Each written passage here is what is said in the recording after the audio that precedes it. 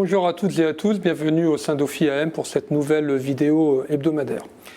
Donc une semaine marquée par une certaine baisse de la volatilité, parce que je dirais que les marchés sur les différents fronts qui nous préoccupent ont plutôt joué le signe de l'apaisement. Alors ce qui nous préoccupe, c'est toujours la politique des banques centrales, la géopolitique, avec évidemment l'Ukraine, la pandémie, et puis les résultats des sociétés qui commencent à tomber semaine après semaine. Donc si on reprend thème par thème, alors la pandémie déjà, clairement les marchés considèrent qu'on va trouver une solution et que même si on est peut-être pas complètement au pic de l'épidémie, le variant Omicron finalement réussira à provoquer une immunité collective. Et les marchés parient que d'ici quelques mois, on aura retrouvé une économie un peu plus normale qu'aujourd'hui, avec une réouverture progressive de l'économie. Ça, c'est le premier point. Sur la géopolitique, c'est beaucoup plus compliqué, parce que déjà, on n'était pas médecin pour parler de la pandémie, alors on est encore moins politologue, donc c'est vraiment très très difficile d'imaginer ce qui peut se passer. Les marchés, en tout cas, clairement, quand on voit la volatilité qui est plutôt basse, considèrent qu'on réussira à sortir par le haut, par une voie diplomatique, avec quand même des frémissements sur le cours du pétrole. Le cours du pétrole qui était déjà élevé parce qu'il y a un déséquilibre entre l'offre et la demande.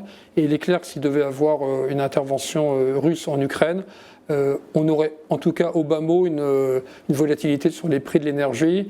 Pétrole évidemment et gaz, puisque vous savez que la Russie est un des premiers exportateurs de gaz, notamment en direction de l'Europe et en direction de l'Allemagne.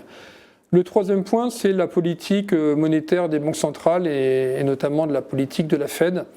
Donc là, la Fed réussit, ce qui n'est pas du tout évident, c'est un peu un numéro d'équilibriste, réussit à faire passer le message que les taux vont remonter maintenant, va normaliser progressivement, que le bilan donc, de la Réserve fédérale va petit à petit baisser, mais que donc la Fed réussira à contrer l'inflation qui considère toujours comme temporaire, enfin c'est un temporaire qui dure, mais en tout cas par une politique monétaire appropriée, réussira donc à contrer les pressions inflationnistes.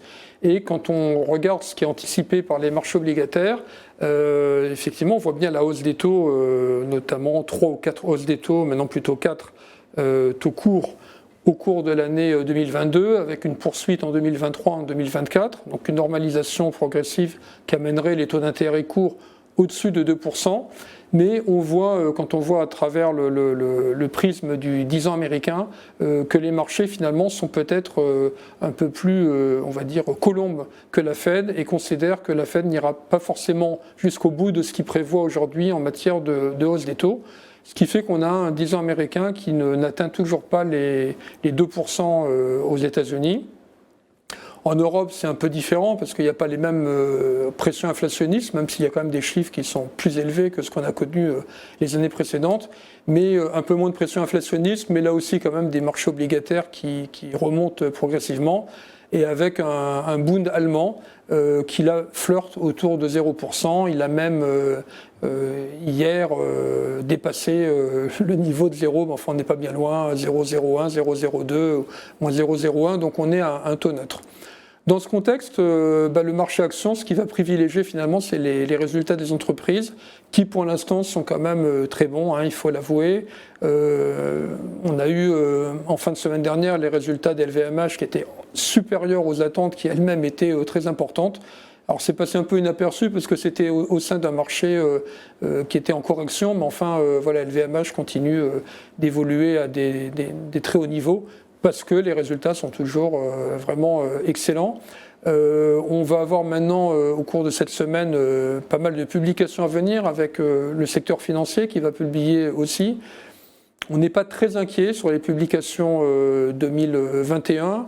2022, les attentes des analystes ne sont pas exorbitantes, puisqu'on attend en Europe une progression des résultats de l'ordre de 6%. Et on pense qu'on devrait pouvoir les atteindre, sauf choc exogène. Donc il n'y a pas des grandes attentes. Progression de 6% des résultats en Europe. un peu plus aux États-Unis, et d'ailleurs c'est ce qu'on attend un peu comme progression, on vous l'avait dit au cours des vidéos précédentes, comme progression des marchés actions cette année, puisque dans un contexte de remontée des taux, même progressif, il n'y a pas de raison qu'il y ait une appréciation des multiples de capitalisation, les PER.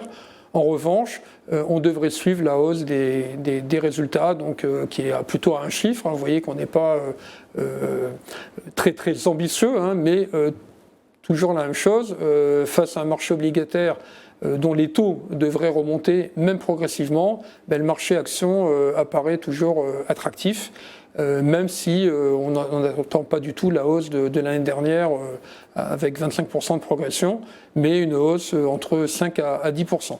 Voilà. Aujourd'hui, les marchés européens sont quasiment revenus à leur niveau de début de l'année, donc le seul marché qui a consolidé, c'est le Nasdaq, hein, qui est même atteint à un moment donné 14% de baisse par rapport au début de l'année, qui est un peu revenu, mais voilà, on est toujours dans une baisse de plus de 10%. Les autres marchés sont beaucoup plus calmes parce qu'effectivement, il y a le relais des valeurs financières, notamment pétrolières, qui permet dans les indices équilibrés de contrebalancer la baisse des valeurs technologiques. Pour le Nasdaq, c'est un peu moins vrai et c'est un indice qui est plus soumis à la progression des taux d'intérêt.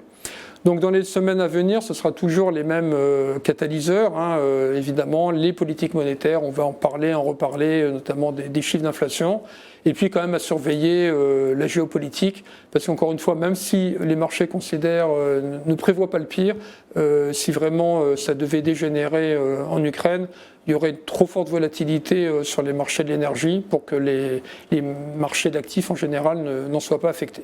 Donc voilà ce qu'on continuera à regarder et on vous donne rendez-vous la semaine prochaine pour une nouvelle vidéo. Bonne journée à toutes et tous.